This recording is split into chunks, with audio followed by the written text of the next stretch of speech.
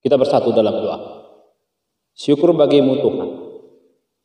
Dalam nama Tuhan Yesus, kami dapat melangsungkan ibadah pertanyaan kami laksanakan di rumah kami masing-masing.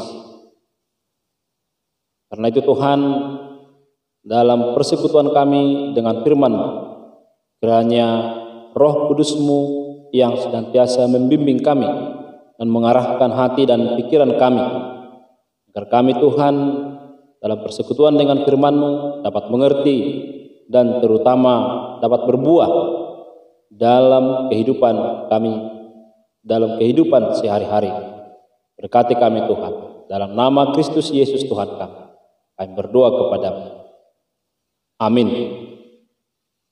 Bapak, Ibu, dan saudara-saudara yang terkasih, dalam nama Tuhan kita Yesus Kristus, firman Tuhan, khotbah, renungan dalam ibadah pertanyaan kita yang tertulis dalam Injil Yohanes pasal yang ke-12, dimulai dari ayat ke-12 hingga ayat yang ke-16.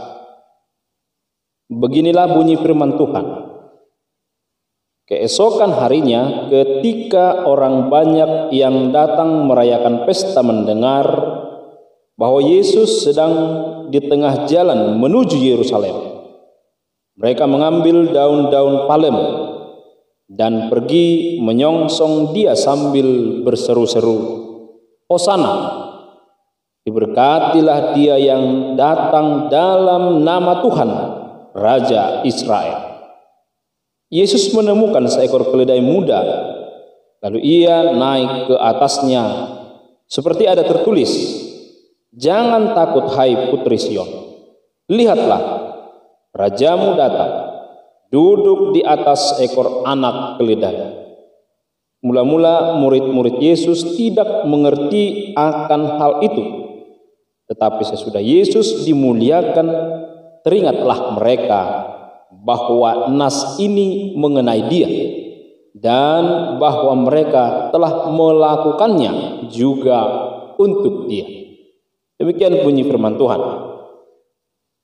Saudara-saudara yang terkasih, dalam nama Tuhan kita Yesus Kristus, kita akan memasuki Minggu Palmarum dan juga sekaligus minggu sebelum kita memasuki suatu peristiwa karya penyelamatan dari Allah, yaitu melalui kematian Yesus Kristus juga sekaligus kebangkitannya. Minggu Palmarum sering disebut juga dengan atau artinya mare-mare, dan dapat diartikan itu adalah lambang keadilan, sukacita, kebaikan, dan kebijaksanaan. Dalam Minggu Palmarum atau mare-mare ini tidak dapat dipisahkan dari Jumat Agung. Karena Minggu Palmarum adalah di mana Yesus mempersiapkan dirinya dalam menerima tugas dari Bapanya, yaitu Allah Bapa, tugas dimuliakan di atas kayu salib. Maka makna utama Minggu Palmarum yaitu bagi kita, bagaimana kita menghayati arti penderitaan. Juga dimaksud sebagai minggu pemuliaan bagi nama Tuhan Yesus. Nah, dua hal ini yaitu penderitaan dan kemuliaan seolah berlangsung menyatu. Itu tadi latar belakangnya, Yesus terlebih dahulu dimuliakan melalui Minggu Palmarum, tapi tujuannya adalah ketika itu Yesus sudah mengetahui bahwa Dia akan mati, disalibkan, tetapi Yesus tetap menyongsong, karena itu sebagai tugas yang harus diemban. Maka makna dari Minggu Palmarum berarti menyiapkan penderitaan Kristus melalui pemuliaan terhadap pribadi Yesus sendiri. Peristiwa Yesus dimuliakan orang banyak ini terjadi ketika Yesus memasuki kota Yerusalem, yaitu saat di mana Yesus terang-terangan menunjukkan dirinya di tengah-tengah banyak orang yang sudah berkumpul untuk merayakan Paskah. Nah, Paskah di sini dalam artian mengingat kebaikan Tuhan pada saat bangsa Israel dibebaskan oleh Tuhan dari perbudakan Mesir. Nah, Paskah yang akan kita rayakan nantinya yaitu peristiwa pembebasan umat manusia dari perbudakan dosa. Pada Minggu Palmarum ini kita akan membahas tema bersoraklah akan kasih setia Tuhan. Nah, Yohanes mencatat penyambutan Yesus bagaikan raja oleh orang banyak yang di Yerusalem dengan sorak-sorai dan lambaian daun palem. Bahkan tidak hanya menggunakan daun palem, apa yang ada pada saat itu pada diri mereka, kan ada yang membuat jubah mereka, kain mereka dan lain sebagainya sebagai sambutan kepada juru selamat. Nah, orang banyak menyongsong dia dan bersorak Hosana. Hosana artinya berikanlah keselamatan sekarang. Orang-orang berteriak karena menganggap juru selamat Mesias akan datang membebaskan mereka. Daun palem atau mare-mare dalam tradisi Yahudi adalah lambang kemenangan, dan biasanya daun palem dipakai untuk menyongsong para pahlawan yang pulang dari medan perang dengan membawa kemenangan. Nah, dengan demikian penyambutan Yesus dimaknai sebagai pembawa kemenangan atas kuasa maut. Saudara-saudara yang terkasih, orang-orang yang menyambut Yesus itu sangat memahami dan mengenal Yesus seperti Allah memperkenalkan Yesus dan seperti Yesus memperkenalkan dirinya. Oleh sebab itu mereka memuliakan Yesus. Mereka berharap akan penggenapan nubuat yang telah disampaikan pada zaman Zakaria, yaitu kedatangan Raja Adil dan Raja yang jaya, yang lemah lembut dengan mengendarai seekor keledai yang muda. Itu yang tertulis dalam Zakaria pasal 9 ayat 9. Yesuslah yang menggenapi nubuatan itu dengan menghadirkan pemerintahan Allah yang shalom yang penuh dengan damai sejahtera, yang kemegahannya bukan seperti kemegahan raja tokoh politik yang mengendarai kuda, yang kemegahannya dalam suasana perang dan mengenakan persenjataan perang yang lengkap. Yesus bukan tokoh perang, tetapi tokoh pendamai. Yesus adalah Raja Penyelamat, tokoh rohani yang datang membawa damai. Ketika kita lihat bagaimana orang melihat Yesus yang datang dengan mengendarai keledai muda, sesungguhnya orang banyak mengenalnya sebagai tokoh surgawi yang telah mendemonstrasikan kuasanya, yaitu mematahkan kuasa setan, yang menyembuhkan penyakit, yang mencelikkan mata orang buta sehingga dapat melihat, yang menyembuhkan orang lumpuh sehingga dapat berjalan, yang menyembuhkan yang sakit, dan lain-lain lagi. Banyak karya Yesus sebagai tokoh rohani, dan yang telah membangkitkan Lazarus dari kematian. Nah, Yesus menemukan seekor keledai muda lalu naik ke atasnya, seperti ada tertulis, "Jangan takut, hai putri Sion. Lihatlah, rajamu datang, duduk di atas seekor anak keledai." Nah, menarik untuk dipahami dalam bagian ini adalah ungkapan "jangan takut, hai putri Sion". Kita tahu bahwa status sebagai negara jajahan telah memberikan ketakutan bagi bangsa Israel. Nah, ketika suatu bangsa terjajah, maka yang diharapkan adalah kemerdekaan, kebebasan.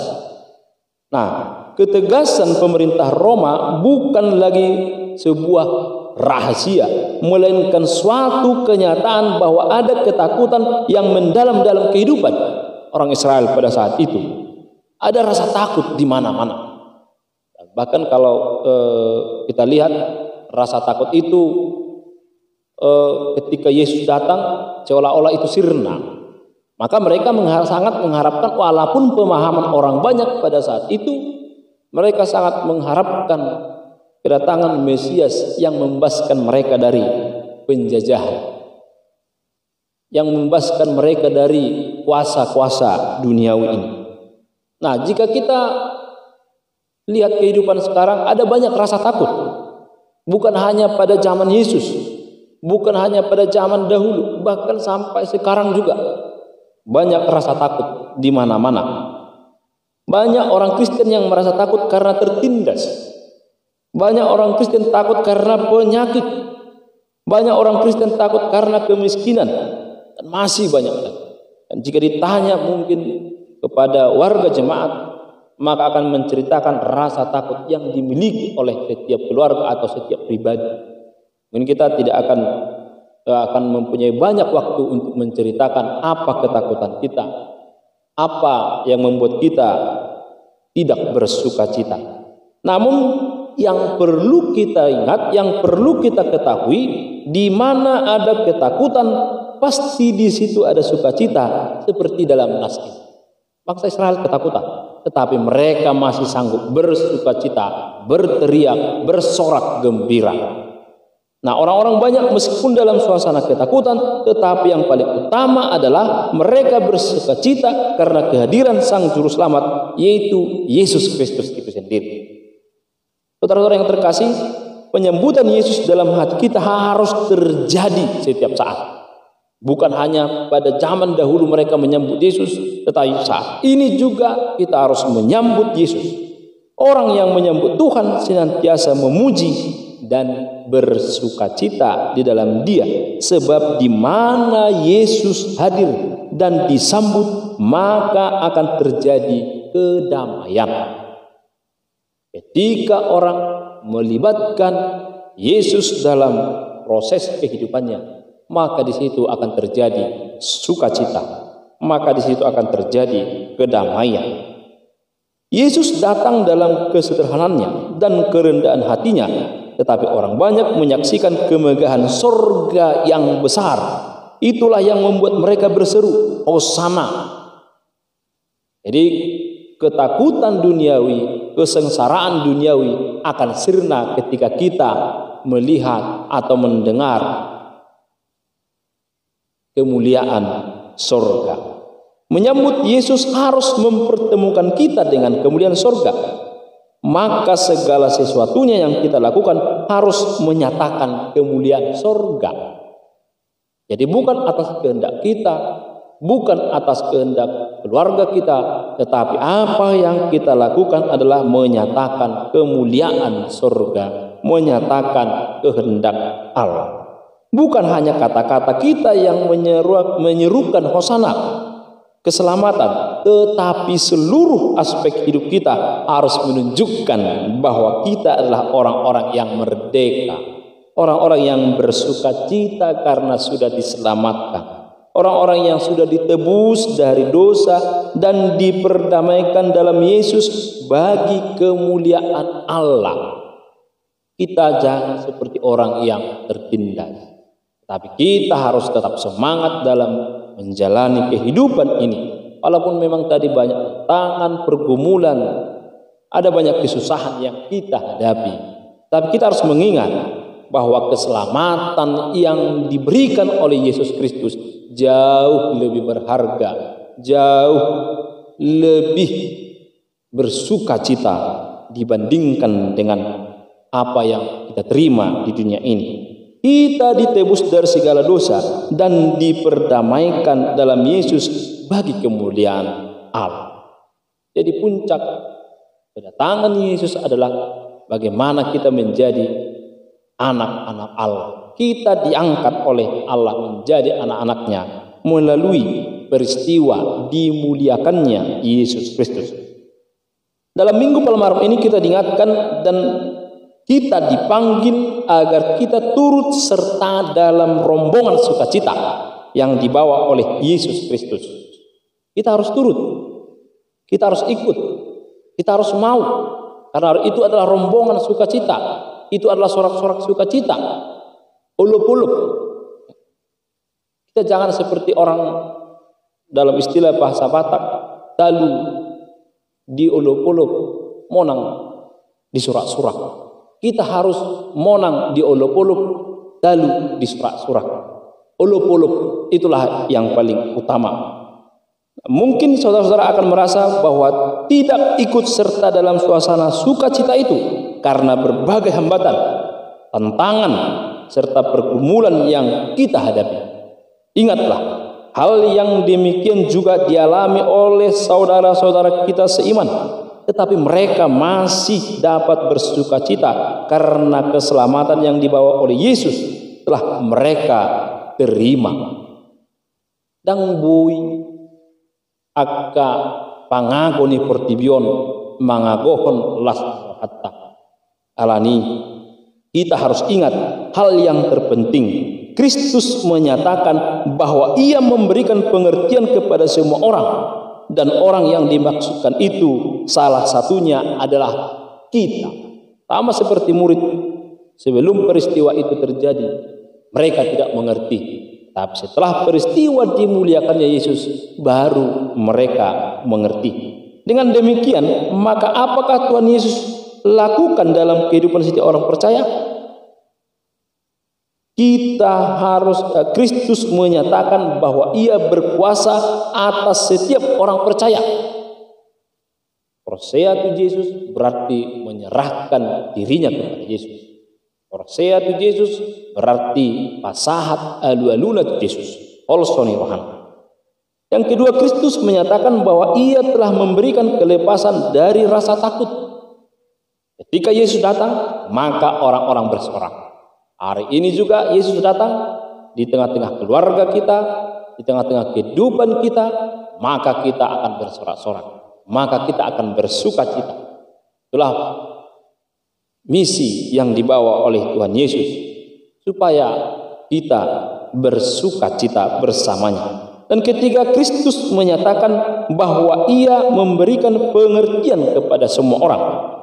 Nah, ketiga hal tersebut merupakan karya besar Tuhan dalam kehidupan setiap orang percaya. Kita mungkin tidak mengerti firman Tuhan, kita mungkin saat ini tidak mengerti maksud yang direncanakan Tuhan dalam kehidupan kita, tapi suatu saat Tuhan akan memberikan pengertian kepada kita melalui Roh Kudus. Kita mungkin tidak mengerti mengapa Tuhan membuat kita menderita. Kita mungkin tidak mengerti mengapa Tuhan mencobai kita. Kita mungkin tidak mengerti mengapa kesusahan ini datang kepada kita. Tapi suatu saat Tuhan akan memberikan pengertian itu, dan kita akan memuliakan namanya. Saudara-saudara yang terkasih, melalui nas khotbah ini kita diajak supaya kita bersorak akan kasih setia Tuhan. Mari kita memuji Tuhan sambil bersukacita. Dan yang utama adalah kita turut dalam rombongan sukacita itu. Jangan mau tertinggal. Kita harus menjadi pelaku. Kita harus menjadi orang yang ikut menyatakan, yang bersorak hosana bagi kemuliaan Tuhan. Kita harus menjadi orang yang turut di dalamnya bersukacita. Marilah kita bersukacita bersama Yesus, berjalan beriringan bersama Yesus, agar senantiasa kita bersorak-sorak dalam kehidupan kita, bersukacita merayakan kemuliaan yang diberikan Tuhan Yesus kepada kita melalui dibebaskannya kita dari kuasa maut. Selamat bersukacita, selamat bersorak-sorai, selamat berminggu Palmaru. Kita berdoa. Allah Bapa yang bertahta dalam kerajaan surga, syukur bagimu Tuhan, karena kami Engkau berikan keselamatan sehingga kami dapat melakukan ibadah kami di rumah kami masing-masing. Karena itu Tuhan, sempurnakanlah nyanyian kami, sempurnakanlah doa-doa kami, dan akan menjadi kemuliaan bagi namamu Tuhan. Kami berdoa bagi seluruh jemaat-Mu yang ada di tengah-tengah gereja ini Tuhan, AKBP Resort Martoba. Biarlah Engkau Tuhan yang mendengarkan doa-doa mereka, biarlah Engkau Tuhan yang memberkati pekerjaan mereka, agar mereka senantiasa bersukacita. Kami berdoa bagi jemaat-Mu yang menghadapi berbagai tantangan, menghadapi berbagai pergumulan Tuhan, agar Engkau menopang mereka, memberikan kekuatan bagi mereka Tuhan, agar senantiasa dalam penderitaan juga mereka dimampukan untuk bersukacita. Dan juga bagi jemaat-Mu dalam keadaan sakit Tuhan, pulihkan mereka agar kami dapat bersama-sama berkumpul memuji dan memuliakan nama-Mu. Dalam minggu ini Tuhan, Minggu Pasion, kami diingatkan akan memaknai arti dari penderitaan anak-Mu Tuhan Yesus Kristus, supaya kami Tuhan dapat memaknainya. Berikan pengertian kepada kami Tuhan, agar kami turut serta dalam penderitaan Yesus, dan terlebih Tuhan turut dalam sukacita yang akan diberikan kepada kami. Ampuni kami Tuhan dari segala dosa dan pelanggaran kami. Kami berdoa kepadamu hanya di dalam nama Kristus Yesus Juru Selamat kami. Amin.